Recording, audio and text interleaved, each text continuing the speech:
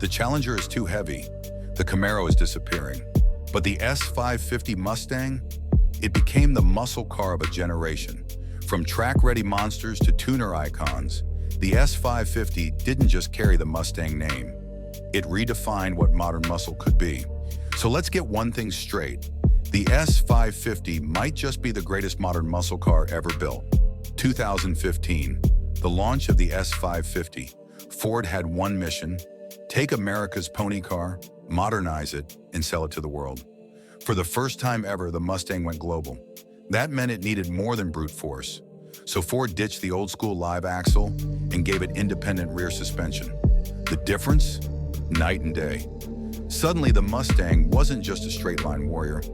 It could corner. Europe took notice. Track guys took notice. And the muscle car stereotype was shattered.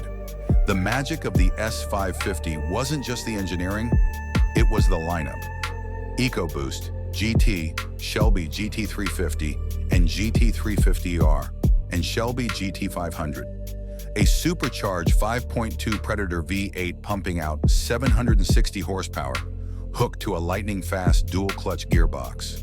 0 to 60 in 3.3 seconds, quarter mile in the tens. This wasn't just modern muscle. This was supercar territory.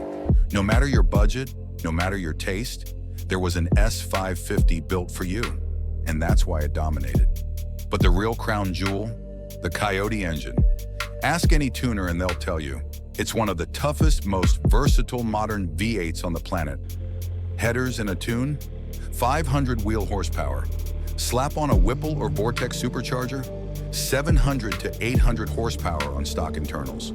Go fully built, E85, twin turbos? You're looking at 4-digit horsepower numbers. And it's not just the V8. The EcoBoost has its own following.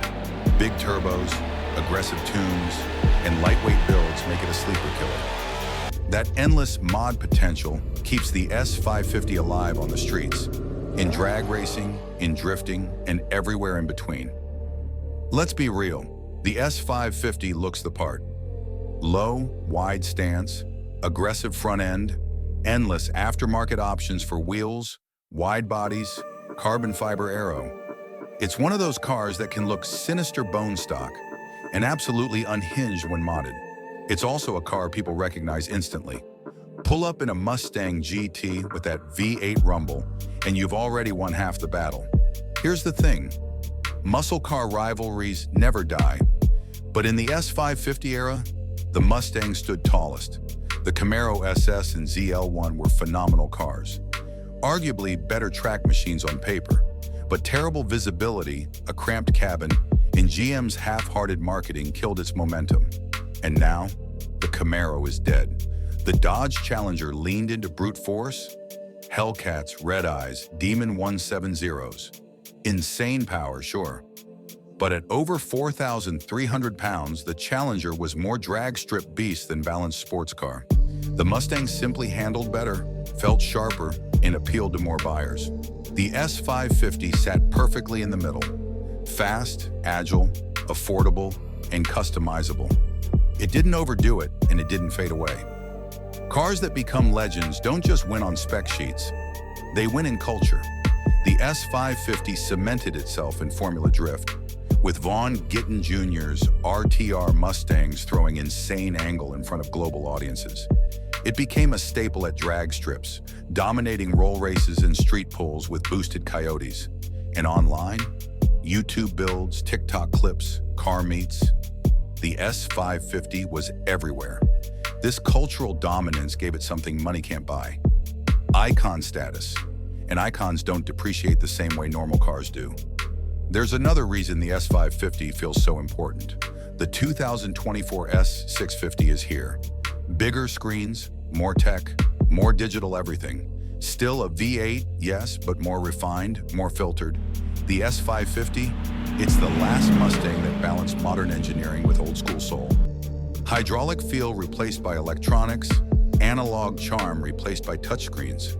The S550 is already being looked at as the final chapter of the classic Mustang experience.